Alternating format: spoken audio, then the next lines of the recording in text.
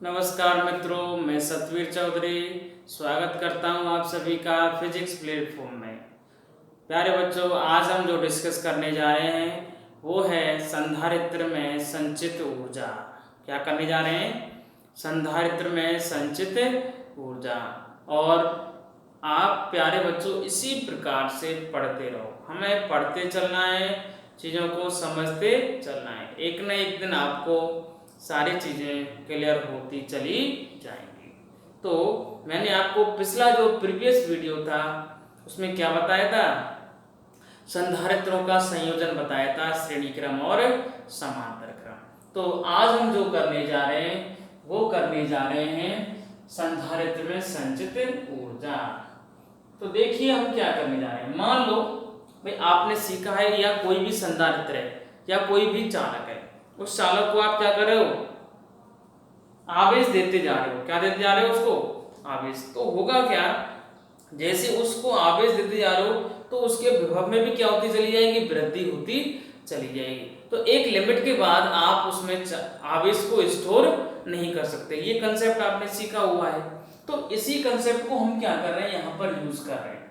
तो हमें क्या करना पड़ेगा, जैसे और आवेश देंगे उसको तो उसके विरुद्ध हमें क्या करना पड़ेगा? कार्य करना पड़ेगा। क्योंकि आप उस पर समान आवेश देते जा रहे हो तो समान आवेशों में क्या होता है? प्रतिकर्षण। तो उस प्रतिकर्षण के विरुद्ध क्या करना पड़ेगा? कार्य करना पड़ेगा। और वह कार्य ही किस में बदल जाएगा? ऊर्जा में। कार्य किस में बदल जाएगा? ऊर्जा में। उसी को बोलते हैं संधारित्र में संचित ऊर्जा। संधारित्र में क्या बोलते हैं उसको? संचित ऊर्जा। तो इसका मतलब हम बोल सकते हैं किसी संधारित्र में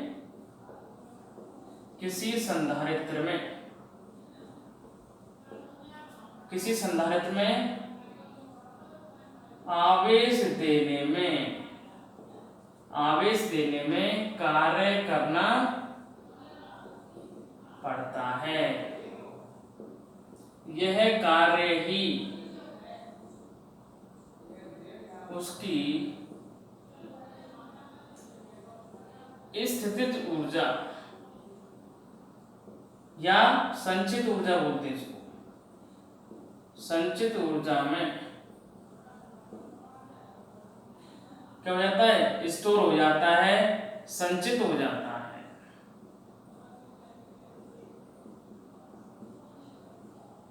अरे बस समझ में। तो हम क्या कर रहे हैं, मान लो ये क्या है? कोई कैपेसिटर है, एक क्या है? संधारित्र है। और ये संधारित्र में यहाँ पर एक प्लेट A है और दूसरी प्लेट क्या है? B है। और प्लेटों के बीच की दूरी क्या है? D।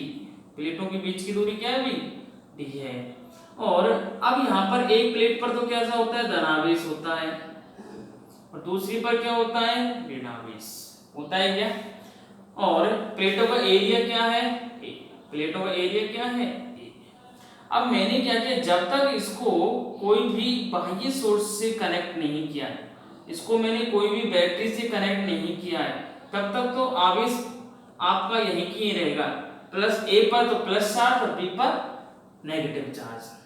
तो जैसे मैं अब इस बैटरी से कनेक्ट कर दूंगा इस संधारित्र को, किससे? 20 वोल्ट की बैटरी से। मैंने क्या किया, इस समांतर प्लेट संधारित्र को 20 वोल्ट की बैटरी से कनेक्ट कर दिया। जैसे 20 वोल्ट की बैटरी से कनेक्ट करूंगा तो इस पर जो प्लस क्यू आवेश था ये क्या होने लग जाएगा? यहाँ से बहने लग जाएगा या ट्रांसफर होना स्टार्ट हो जाएगा। यहाँ से ये गतिशील होना स्टार्ट हो जाएगा। तो इस आवेश के द्वारा जो एक प्लेट से दूसरी प्लेट पर जा रहा है, इसके द्वारा क्या करना पड़ेगा? कार्य करना पड़ेगा। तो यही कार्य किस में बदल जाएगा? संचित ऊर्जा में। आ रही बच्चों समझ में बात? तो इसी कार्य को हम निकालते हैं। यदि dq आवेश द्वारा प्लेट A से B तक आवेश ले जाने में किया गया कार्य कितना मान लेते हैं? dw। प्लेट ए से लेके बी तक आवेश जो जा रहा है वो कितना आवेश आ रहा है, डी क्यू आवेश, और उसको ले जाने में कार्य कितना है, डी डब्ल्यू। तो डी डब्ल्यू बराबर क्या होगा, वी इंटू डी क्यू। कौन कर रहा है कार्य, विभव ही तो कर रहा है, क्योंकि आपने जब तक विभव नहीं लगाया इसमें वोल्ट बी वोल्ट की बैटरी नहीं लगाई जब तक तो आवेश यहीं पर था। जैसे बैटरी कनेक्ट करते हैं तो आवेश क्या होने लग जाता है, चलने लग जाता है। और यही कार्य किसमें, यहाँ पर जो इसकी ऊर्जा है विद्युत ऊर्जा है, ये इसको हम बोलते हैं कौन सी, यहाँ पर विद्युत क्षेत्र के रूप में ऊर्जा होगी। यहाँ पर कैसे होगी, विद्युत क्षेत्र के रूप में ही ऊर्जा होती है इसके अंदर। तो उस ऊर्जा को हम ज्ञात कर रहे हैं। ऊर्जा का मतलब हमें कार्य निकालना है, कार्य किसमें बदल जाएगा, ऊर्जा के अंदर। तो डी डब्ल्यू बराबर क्या हो गया, वी डी क्यू। तो डब्ल्यू बराबर क्या हो गया, समाकलन, डी हटेगा यहाँ से, इधर समाकलन आ जाएगा कितना, वी डी क्यू। आ रही है बच्चों समझ में। अब आप इसको कितना चार्ज कर सकते हो, मान लो जब तक आपने 20 वोल्ट की बैटरी नहीं लगाई थी तो इस पर आवेश कितना था, क्यू आवेश था, और आप इसको कितना चार्ज कर सकते हो, क्यू चार्ज तक, क्यू आवेश तक दे सकते हो इसको। तो इसकी लिमिट क्या हो गई, 0 से क्यू। लिमिट क्या होगी इसकी, 0 से क्यू। तो आप मतलब इसको मैक्सिमम, 0 क्या है, एक तरह से डिस्चार्ज है, और क्यू क्या है, इसकी चार्ज पोजीशन है। तो 0 से लेके चार्ज क्यू तक वी डी क्यू। अब आप जानते हो क्या, वी नो दैट, क्या जानते हो आप, V इक्वल टू क्या होता है, Q अपॉन C होता है क्या, विद्युत धारिता से Q बराबर CV, Q बराबर CV, तो V बराबर Q अपॉन C, V बराबर Q अपॉन C। तो V की वैल्यू यहाँ पुट कर सकता हूँ क्या मैं, चलिए V की वैल्यू पुट कीजिए, W बराबर 0 से Q upon C D Q, Q upon C D Q. तो W कितना आ रहा है अपने पास बताइए, W बराबर इस C को बाहर ले सकता हूं क्या मैं, तो 1 अपॉन C इंटीग्रेशन 0 से Q डी, बचा क्या, Q डी क्यू का समाकलन बताइए आप क्या होता है। पढ़ाई के समाकलन x dx या x की पावर n, क्या होता है x की पावर n का समाकलन, x की power n plus 1 upon n plus 1। जैसे आपने पढ़ा नहीं है क्या ये, अगर आपको आ जाए x की पावर n dx तो इसका समाकलन होगा x की पावर n प्लस 1 अपॉन में n प्लस 1। तो w क्या होगा आपका 1 अपॉन c, समाकलन क्या होगा इसका, कोई भी पावर नहीं तो एक पावर तो है ही, तो q की पावर 1 प्लस 1 अपॉन में 1 प्लस 1। लिमिट क्या होगी 0 से 1 प्लस 1 को मैं 2 भी तो लिख सकता हूँ डायरेक्ट, क्यू स्क्वायर हो गया, 1 प्लस 1 को 2 लिख सकता हूँ क्या।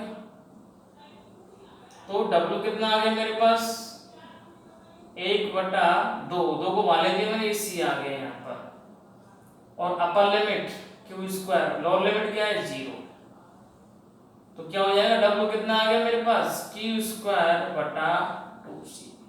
W कितना आ रहा है, क्यू स्क्वायर बटा 2C। यह कार्य ही किस में बदल जाएगा, यह कार्य ही संचित ऊर्जा में बदल जाता है। तो अब ऊर्जा क्या हो जाएगी, क्यू स्क्वायर बटा 2C। अब ऊर्जा को मैंने U से लिख दिया, इसको ऊर्जा को किससे लिखते हैं हम, U से। इससे ऊर्जा है ये, तो कौन सी हो जाएगी यहाँ पर, U बराबर क्यू स्क्वायर बटा 2C। तो संधारित्र में संचित ऊर्जा कितनी होती है, क्यू स्क्वायर बटा 2C। फॉर्मूला याद रखो, इसका सीधा सीधा क्वेश्चन एग्जाम में आ जाता है, क्यू स्क्वायर बटा 2C। आ रही हो तो समझ में। या और भी फॉर्मूला हो सकता है इसका, कैसे, अगर मैं ये रख दूं, इसको समीकरण नंबर डाल दो अलग से, कोई भी समीकरण डालो, आपने समीकरण नंबर 1 डाल दो इसको। अगर आप Q बराबर C भी रख दो, Q बराबर क्या रख दो यहाँ CV, तो U का मान कितना आएगा, अब ऊर्जा कौन सी कितनी होगी, CV का स्क्वायर बटा 2C। यही तो होगी भाई, Q का मान मैंने रख दिया CV, तो यहाँ से क्या होगा, U बराबर C स्क्वायर V स्क्वायर बटा 2C। C से C कैंसिल, तो U कितना आ रहा है 1/2 CV स्क्वायर, 1/2 CV स्क्वायर। दूसरा फॉर्मूला आ गया, ये V संधारित्र में संचित ऊर्जा होती है। अगर आपको C और V दे रखा है तो फॉर्मूला ये लगाओगे 1/2 CP²। अगर आपको Q और C दे रखा है तो क्या लगाओगे, Q²/2C लगाओगे। अगर आपको Q और C दे रखा है तो Q²/2C। अगर C और V दे रखा है 1/2 CP² या ½ CP²। अगर आपको मैं यहाँ C की जगह Q/C भी रख सकता हूँ क्या? समीकरण 1 में अगर मैं रख दूं C की जगह Q/V, क्या होगा? C की जगह मैं क्या रख सकता हूँ, Q/V। तो रखिए आप ऊर्जा का एक फॉर्मूला और आ जाएगा आपके पास, Q²/2C। C का मान Q/V, V कहाँ चला गया ऊपर, Q से Q कैंसिल, तो U कितना आ रहा है 1/2 Q × V। तीसरा फॉर्मूला आ गया मेरे पास।